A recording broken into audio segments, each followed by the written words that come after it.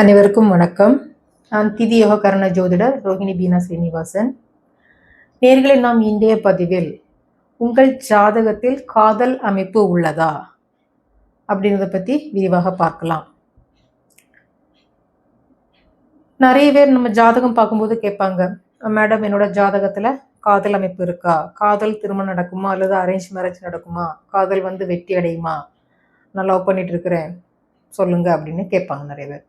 So அப்படிப்பட்டவங்களுக்கும் இந்த பதிவு மிகவும் பயனுள்ளதாக இருக்கும்.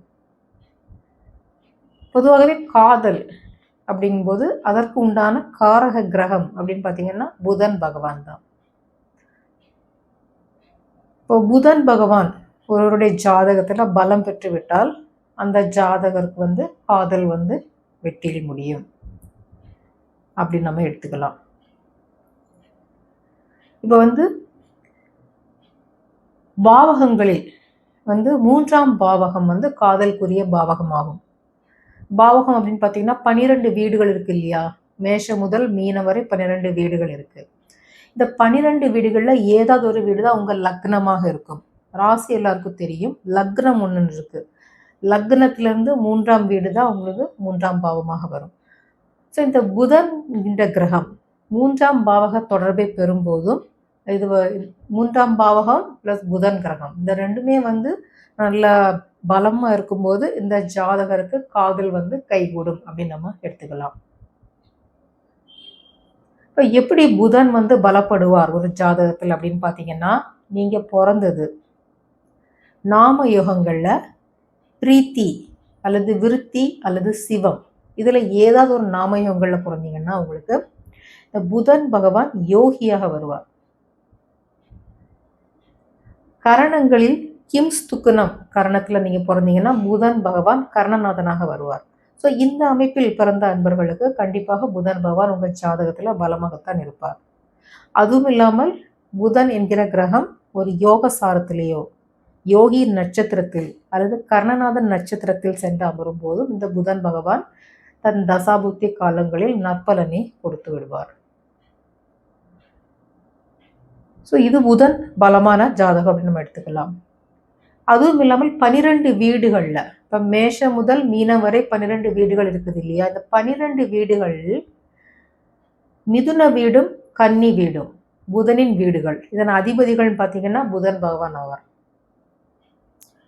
ஸோ இப்போ நீங்கள் மிதுன லக்னம் அல்லது மிதுன ராசி இல்லை கன்னி லக்னம் கன்னி ராசி இந்த அமைப்பில் பிறந்தால் கூட உங்களுக்கு காதல் நீங்கள் பயப்படுவீர்கள் அப்படின்னு நம்ம எடுத்துக்கலாம். அது இல்லாமல் கடக லக்னம் அதில் பிறந்தாலும் காதல் பயப்படுவீர்கள். கடக லக்னத்துக்கு கன்னியா லக்னம் மூன்றாம் பாவமாக வரும். ஏன் கன்னி வீடு நான் ஏன் பர்டிகுலராக சொல்கிறேன்னா, கன்னியில் தான் புதன் பகவான் உச்சம் பெறுகிறார். ஸோ இது கன்னி என்கிற வீட்டில் கன்னியா வீட்டில் ஒரு கிரகம் இருந்தாலே அந்த ஜாதகருக்கு தன் வாழ்நாளில் ஒரு முறையாவது காதல் பயப்படுவார் அப்படின்னு நம்ம எடுத்துக்கலாம். ஸோ இது காதலுக்கு உண்டான அமைப்பு. காதல் வயப்பட்டு விட்டால் காதல் இருக்கு, ஓகே, அது நம்ம தெரிஞ்ச விஷயம். ஸோ இந்த காதல் வெற்றியில் முடியுமா அல்லது தோல்வியில் முடியுமா அப்படிங்கிறத பிற கிரகங்களின் அமர்வை பற்றி தான் நம்ம முடிவெடுக்க முடியும். இப்போ இந்த புதன்கிற கிரகம் உன்னமாக தொடர்பை பெறுகிறதா, அது பாசிட்டிவாக இருக்கா நெகட்டிவாக இருக்கா, ராகு கேதுவின் கிரக சேர்க்கை பெறுகிறதா இல்லது பிற அவயோக கிரகங்களில் சேர்க்கை பெறுகிறதா அப்படின்னு பார்த்து தான் நம்ம முடிவெடுக்கணும். அந்த புதன் நெகட்டிவாக இருக்கிறாரா பாசிட்டிவாக இருக்கிறாரா உங்கள் ஜாதகத்தில், இல்லை நற்பலனை கொடுக்கும் நிலையில் இருக்கிறாரா அல்லது கெடுபலனை கொடுக்கும் நிலையில் இருக்கிறாருங்கிறத நம்ம முடிவு பண்ணலாம். சரி, இதை உங்கள் ஜாதகத்தில் அப்ளை பண்ணி பாருங்கள். இப்போ கெடுபலனை தரும் நிலை இருக்கிற இல்லை உங்கள் புதன்கிற கிரகம் உங்கள் ஜாதகத்தில் ஒரு அவயோக சாரத்தில் போய் நிற்கிறாரு, நெகட்டிவாக இருக்கிறாரு, இல்லை கேது ராகுவின் பிடியில் இருக்கிறாரு அப்படின்னா நீங்கள் என்ன பண்ணலான்னா அதற்குண்டான ஒரு பரிகார ஸ்தலம் நான் கொடுக்குறேன். செய்யாறு வேதபுரீஸ்வரர் அப்படிங்கிற ஆலயத்துக்கு சென்று நீங்கள் பிரீத்தி விருத்தி சிவம் என்கிற நாம யோகம் நடைமுறையில் உள்ள நாள் போயிட்டு நீங்கள் பரிகாரம் பண்ணிங்கன்னா உங்களுக்கு உண்டான இந்த காதல் அமைப்பு வெற்றியில் முடியும். ஸோ நேர்களே, உங்கள் எல்லாருக்கும் இந்த பதிவு மிகவும் பயனுள்ளதாக இருந்திருக்கும் என நம்புகிறேன். உங்களோட கருத்தை பதிவிடுங்கள். மேலும் இது போன்ற பல தகவல்களை அறிய எங்கள் சேனலோடு இணைந்திருங்கள். மீண்டும் மற்றொரு பதிவில் சந்திக்கலாம். அதுவரை நன்றி, வணக்கம்.